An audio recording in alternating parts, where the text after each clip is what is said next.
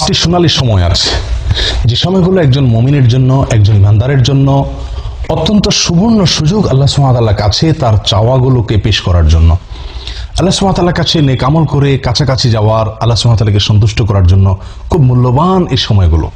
সেই সোনালী পাঁচটি সময় কখন? তার প্রথমটি হলো জোহরের সময়। মুসনাদে আহমদের এক হাদিসে বর্ণিত আছে, নবী সাল্লাল্লাহু আলাইহি ওয়াসাল্লাম জোহরের ফরজের আগে 4 রাকাত সুন্নাত সালাত নিয়মিত পড়তেন। কোন সাহাবী তাকে প্রশ্ন করলেন, ইয়া রাসূলুল্লাহ, আমরা আপনাকে দেখি সবসময় আপনি সালাতটি নিয়মিত আদায় করেন, এই 4 রাকাত সালাত কখনো ছাড়েন না, এর হেতু কি, রহস্য কি?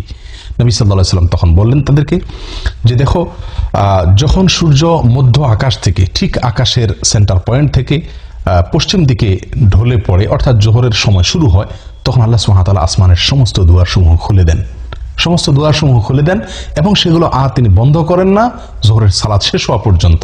ফাউহিব্বু আন ইউসআদা লি ফিহা খায়র, তো আমি চাই, আমার কাছে ভালো লাগে, আমার পছন্দ হয় যে এই সময়ে আল্লাহ যখন আসমানের দুয়ারসমূহ খুলে দেন, এই সময়ে আমার কোনো নেক আমল যেন উপরে ওঠে, সেজন্য আমি নিয়মিত এই 4 রাকাত সুন্নাত আদায় করে থাকি।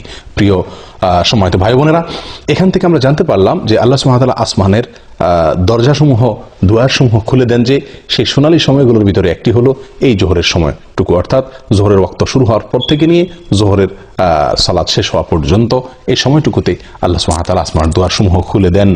এবং এর পাশাপাশি আমরা নিয়মিত হয়তো অনেকেই আলহামদুলিল্লাহ জোহরের রাতের এই সুন্নাত সালাত আদায় করি, কিন্তু হয়তো কয়জন লক্ষ্যই করি না আমরা যে এই সময়টুকু আসমান এর দরজাসমূহ আল্লাহ সুবহানাহু ওয়া তাআলা খুলে দেন। সেই কথা মাথায় রেখে যদি আমরা সালাত আদায় করি, এবং নবী সাল্লাল্লাহু আলাইহি সাল্লামের প্রিয় ছিল যে এই সময় কোনো নেক আমল যেন উপরে ওঠে, আর সেদিকে তাকায় যদি আমরা ওই 4 রাকাত সুন্নাত আদায় করি, নিঃসন্দেহে সেখানে ভিন্ন রকমের স্বাদ, ভিন্ন রকমের মাত্রা আমরা অনুভব করতে থাকবো। এগুলো এক সময় জোহরের সময় আল্লাহ সুবহানাহু ওয়া তাআলা আসমানের দুয়ারসমূহ খুলে দেন, যেটি মুসনাদে আহমদের হাদিসে বর্ণিত হয়েছে বিশুদ্ধ সূত্রে। নাম্বার 2, আজানের পরের যে সময়টুকু, আজানের পরপর কিছু সময়, এই সময়ও আল্লাহ সুবহানাহু ওয়া তাআলা আসমানের দুয়ারসমূহ খুলে দেন। নবী সাল্লাল্লাহু আলাইহি সাল্লাম থেকে বর্ণিত হয়েছে সহিহ তারগীব ওয়া তারহিবের ভিতরে এর হাদিস, তিনি ইরশাদ করেছেন, ইযা নুদিয়া বিস-সালাহ, যখন সালাতের জন্য আহ্বান করা হয়, আজান দেওয়া হয়, ফুতিহাত আবওয়াবুস সামা ওয়াস্তুজিবাদ দুআ, তখন আসমানের দুয়ারসমূহ খুলে দেওয়া হয় এবং বান্দার দোয়া কবুল করা হয়। দোয়ার নির্দিষ্ট কোনো পদ্ধতি, ধরা বাঁধা কোনো সিস্টেম এখানে বর্ণিত নাই, বরং মনের যে কোনো চাওয়াকে মনে মনে আল্লাহ সুবহানাহু ওয়া তাআলার কাছে পেশ করার জন্য মূল্যবান একটি সময় হলো এটি, অর্থাৎ আজানের পরবর্তী সময়টুকু। এটিও সোনালী 5টি সময়ের দ্বিতীয় এবং গুরুত্বপূর্ণ একটি সময়, আজানের পরবর্তী সময়টুকু। 3 নম্বর যে সময়টি সোনালী 5টি সময়ের ভিতরে, সেটি হলো এক সালাতের পরে অপর সালাতের জন্য যখন মানুষ অপেক্ষা করে, এই সময়টুকু, এটিও খুব গুরুত্বপূর্ণ একটি সময়।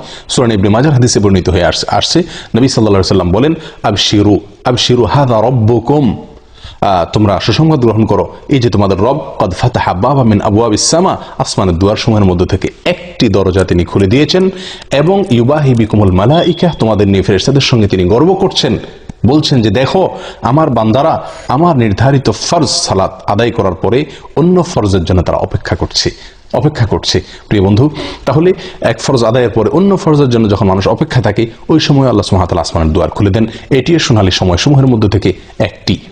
নাম্বার 4, ভোর রাত বা রাতের শেষ প্রহর, এটি অত্যন্ত মূল্যবান সময়ের মধ্যে থেকে একটি। আল্লাহর কাছে বান্দার আরজি পেশ করার, আল্লাহর কাছে বান্দার চাওয়াগুলোকে উপস্থাপন করার, দোয়া করার অত্যন্ত মূল্যবান সময়, বলা যায় সবচেয়ে সেরা এবং শ্রেষ্ঠ সময়। নবী সাল্লাল্লাহু আলাইহি সাল্লাম ইরশাদ করেছেন, এই সময় আল্লাহ সুবহানাহু ওয়া তাআলা আসমানের দুয়ারসমূহকে খুলে দেন এবং একজন ঘোষণা দিতে থাকে, আছে কি কোনো প্রার্থনাকারী যে চাইবে, প্রার্থনা করবে, আল্লাহ তাআলা তার প্রার্থনা মঞ্জুর করবেন? আছে কি কোনো বিপদগ্রস্ত যে ব্যক্তি বিপদে পড়ে আছে, সে আল্লাহর কাছে মুক্তি চাইবে, আল্লাহ তাআলা তাকে মুক্তি দান করবেন? এভাবে যে কোনো মুসলিম এই সময় দোয়া করলে আল্লাহ তাআলা দোয়া কবুল করেন এবং আসমানের দুয়ারসমূহ খুলে দিয়ে রাখেন দোয়া কবুলের জন্য। তবে 2 শ্রেণীর ব্যক্তিকে আল্লাহ তাআলা এই সময় তাদের দোয়া কবুল করেন না। তার ভিতরে হলো, এক ব্যক্তি হলেন যিনি পেশাদার ব্যভিচারিণী মহিলা, সে, আর দ্বিতীয়ত হলো যে লোক ব্যবসায়ীদের কাছ থেকে চাঁদাবাজি করে, ব্যবসায়ীদের কাছ থেকে চাঁদা আরোপ করে অর্থ আত্মসাৎ করে, এই ব্যক্তি এবং পেশাদার ব্যভিচারিণী, এই 2 ব্যক্তি ছাড়া আল্লাহ সুবহানাহু ওয়া তাআলা তাদেরকে তওবা করার পরে তাদেরটাও আল্লাহ তাআলা মাফ করেন। এই 2 ব্যক্তি ছাড়া, এই 2 কাজে লিপ্ত থাকলে, সেই ব্যক্তিরা ছাড়া আর অন্য সবার দোয়াকে আল্লাহ তাআলা কবুল করেন এবং আসমানের দুয়ার আল্লাহ তাআলা খুলে দেন। সম্মানিত ভাই বন্ধুগণ, এরপরে 5 নম্বর সোনালী সময় যেটি, সেটি হলো একটি গুরুত্বপূর্ণ দোয়া, যেটিতে আল্লাহ তাআলার বড়ত্ব, আল্লাহ তাআলার প্রশংসা এবং আল্লাহ তাআলার পবিত্রতা বর্ণনা করা হয়ে থাকে। এই বিশেষ ভাষায় যখন আল্লাহ সুবহানাহু ওয়া তাআলার কাছে বান্দা দোয়া করে বা আল্লাহ তাআলার জিকির করে, তখন আল্লাহ সুবহানাহু ওয়া তাআলা আসমানের দুয়ার সমূহ খুলে দেন, যেটি সহিহ মুসলিমে বর্ণিত হয়েছে।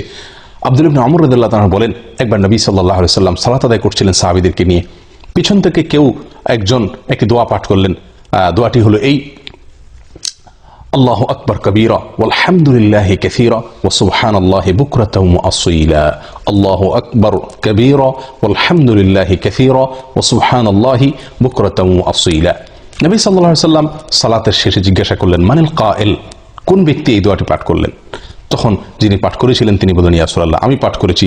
নবী সাল্লাল্লাহু আলাইহি ওয়াসাল্লাম তখন বললেন, আমি আশ্চর্যান্বিত হয়ে গেছি, তোমার এই দোয়া পাঠের পর আল্লাহ সুবহানাহু ওয়া তাআলার পক্ষ থেকে আসমানের সমস্ত দুয়ার সমূহ খুলে দেওয়া হয়েছে, এটাকে অভ্যর্থনা জানানোর জন্য, এটাকে ইস্তেকবাল করার জন্য।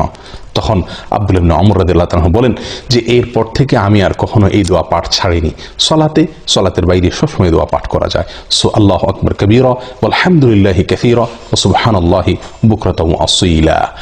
আমি আবারও সংক্ষেপে এই 5টি শোনার সময় আপনাদেরকে জানিয়ে দিচ্ছি। তার প্রথম হলো জোহরের সময়। জোহরের সময় শুরু হওয়ার পর থেকে নিয়ে জোহরের ফরজ সালাত শেষ হওয়া, জামাত শেষ হওয়া পর্যন্ত। আর দ্বিতীয়ত হলো আজান যখন দেওয়া হয় সালাতের, 5 ওয়াক্ত সালাতের আজানের পরবর্তী সময়টুকু। 3 নম্বর হলো এক সালাত পড়ার পরে মানুষ যখন অন্য সালাতের জন্য অপেক্ষমান থাকেন ওই সময়টুকু। নাম্বার 4 হলো ভোর রাতের সময়টুকু, রাতের শেষ প্রহর।